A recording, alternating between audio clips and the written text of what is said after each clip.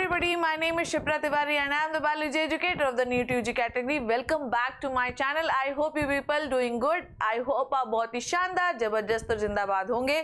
So आज की कहानी जो मुझे सुनानी है, आपको सुनना है शिप्रा मैम की ज़बानी. इस चैनल पे हम प्रोवाइड करेंगे, मतलब मैं प्रोवाइड करूंगी आपको आपकी strategy video for the NEET and school examination and some content videos जो कि नीट और आपके स्कूल एग्जामिनेशन में काम आने वाले हैं प्यारे बच्चों. सो आज हम शुरुआत कर रहे हैं किस चीज़ से.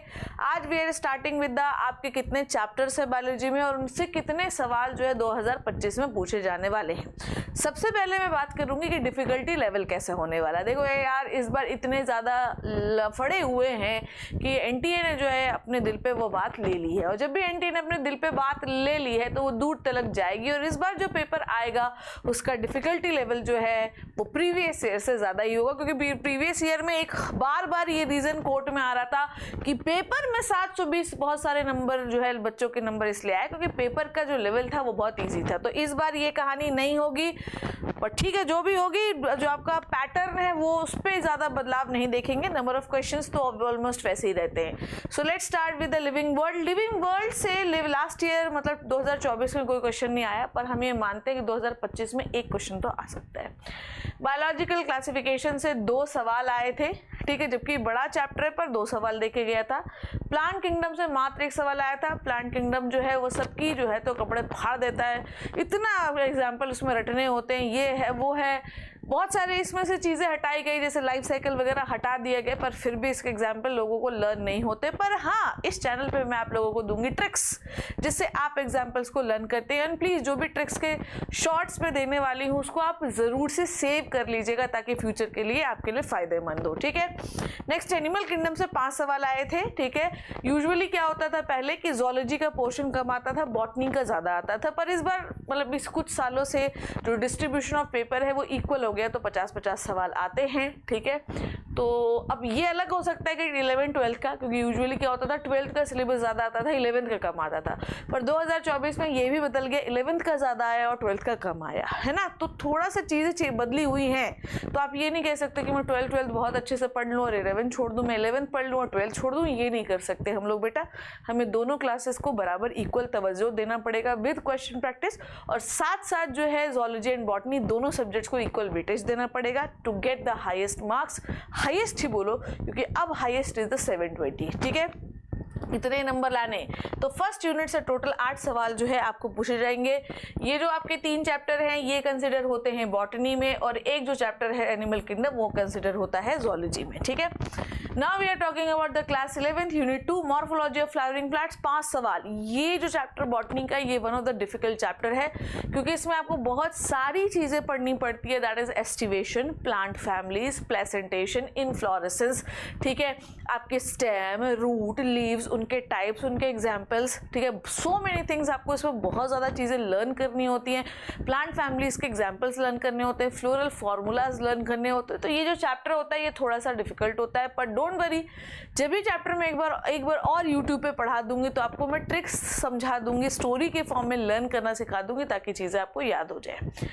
Next, anatomy of flowering plants. इसमें भी चीज़ों को हटाया गया. 2024 में 3 सवाल इससे पूछे गए. एनाटॉमी ऑफ फ्लावरिंग प्लांट्स में आपका हटा दिया गया है सेकेंडरी ग्रोथ, जो कि ठीक है, अच्छा टॉपिक था, हटा नहीं भी हटाते तो भी इंटरेस्टिंग टॉपिक था, पर ये फिलहाल के लिए हटा दिया गया था.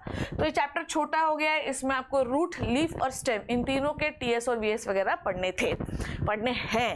अब स्ट्रक्चरल ऑर्गेनाइजेशन एनिमल से 3 सवाल पूछे गए, जिसमें कॉकरोच और टिश्यू से पूछा गया. फ्रॉग भी इंक्लूड किया गया है, पर फ्रॉग से 2024 में कोई सवाल नहीं हुआ. तो इस यूनिट से टोटल 11 सवाल आए. 11 सवाल, ठीक है, 11 × 4 कर लीजिए कितने सवाल है. काफ़ी वेटेज है इस यूनिट का, जिसमें से ये वाली यूनिट जो है ये है जूलॉजी के, और बाकी ऊपर के यूनिट मतलब ये जो चैप्टर है जूलॉजी का, बाकी दोनों चैप्टर जो है वो है बॉटनी के. नाउ यूनिट 3 को हम कलेक्टिवली कंसिडर कर सकते हैं जूलॉजी में या तो बॉटनी में.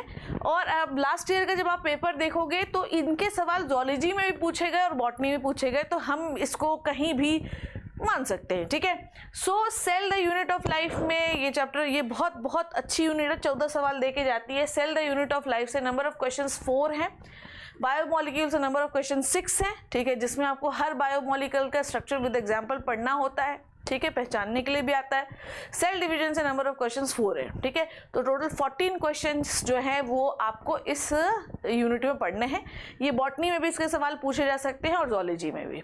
यूनिट 4 टोटली बॉटनी की यूनिट है। फोटोसिंथेसिस से 3 सवाल, रेस्पिरेशन इन द प्लांट से 2 सवाल, प्लांट ग्रोथ एंड डेवलपमेंट में 3 सवाल। इससे भी कुछ टॉपिक्स जो है वो हटाए गए हैं, ठीक है, प्लांट ग्रोथ एंड डेवलपमेंट में।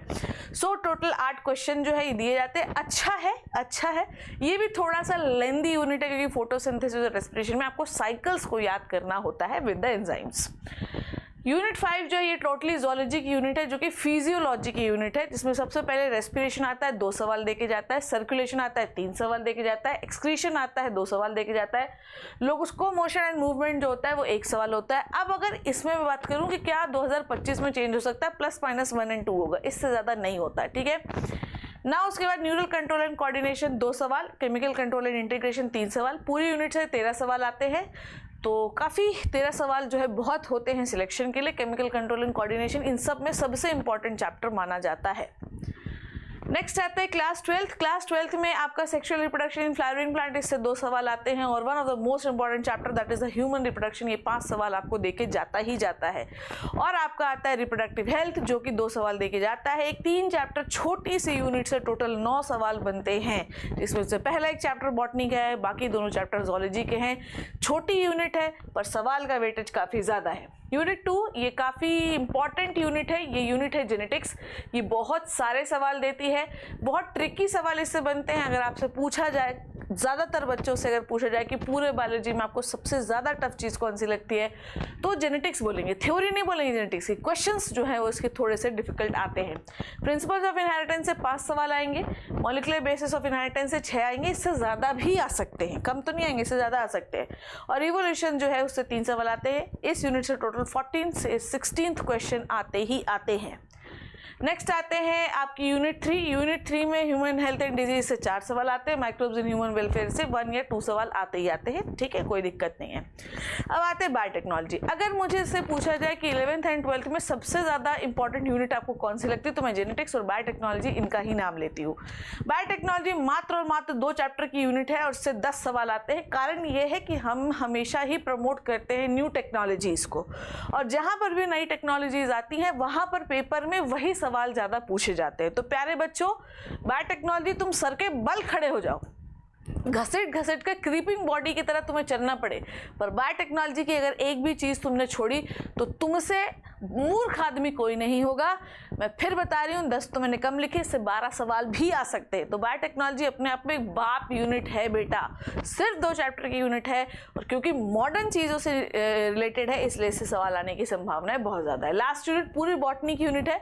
ऑर्गेनिज्म एंड पॉपुलेशन से 2 सवाल, इकोसिस्टम से 1 सवाल, बायोडाइवर्सिटी एंड कंजर्वेशन से 5 सवाल। छोटा सा चैप्टर है, ओनली डेटा बेस्ड, सिर्फ डेटाबेस चैप्टर है और 5 सवाल आपको देके जाता है ये। तो इस यूनिट से टोटल आते हैं आपके 8 सवाल, ठीक है। तो टोटल नंबर ऑफ क्वेश्चंस में अगर आप 11th में बात करें तो 53 क्वेश्चंस, ठीक है, 53 क्वेश्चन, और 12 से 47 क्वेश्चन। ये उल्टा भी हो सकता है, मैं पहले भी बता सकती हूँ, ये उल्टा भी हो सकता है। ज़रूरी नहीं है कि 11th का नेक्स्ट ईयर ज़्यादा सवाल आए और 12th के कम आए। उल्टा भी हो सकता है, बराबर भी हो सकता है, बहुत ज़्यादा डिफरेंस भी हो सकता है, ठीक है। तो प्यारे बच्चों, क्या करना है मैम हमें करना क्या है, दोनों को इक्वली पढ़ना है। दोनों में statement based match the column वाले क्वेश्चन ज़्यादा सॉल्व करने हैं। ये question diagram based, mainly match the column है। स्टेटमेंट बेस्ड और मैच द कॉलम तो इतना भरा रहता है क्वेश्चन पेपर में जिसकी कोई लिमिट ही नहीं है। सो प्यारे बच्चों, अगर आप नीट के लिए सीरियस हैं तो सबसे पहले इस चैनल को सब्सक्राइब कर लीजिए, इस चैनल को शेयर कर दीजिए, और अगर आप नीट के लिए सीरियस है तो पढ़ने के लिए तैयार हो जाइए, क्योंकि अब आपको इसमें वीडियोज़ मिलना शुरू हो जाएंगे। If you can't stop thinking about, don't stop working for it, ठीक है। अगर आप, ठीक है, किसी चीज़ को सोचने से रुक नहीं सकते, ठीक है, देखो यार, इस लाइन का सिर्फ इतना मतलब है कि किसी चीज़ को आप भूल नहीं पा रहे हैं, नहीं भूलता आप, तो उठिए उस पर काम करिए। अगर आपको डॉक्टर बनना, आप कंटिन्यूसली सोचते रहते हैं तो सोचने से कुछ नहीं होगा। उठो मेरे लाल, कमर बांधो और पढ़ना शुरू करो। So this is all about the 24 का एनालिसिस, और 25th में कितने क्वेश्चन आने वाले इसी के आसपास कुछ आएंगे। प्यारे बच्चों, सिर्फ इतना चाहती हूँ कि पढ़ाई करो, इस चैनल को सब्सक्राइब करो, इसमें मैं और वीडियोज़ दूंगी जो बहुत काम के होने वाले हैं। थैंक यू सो मच बच्चों, take care and bye bye.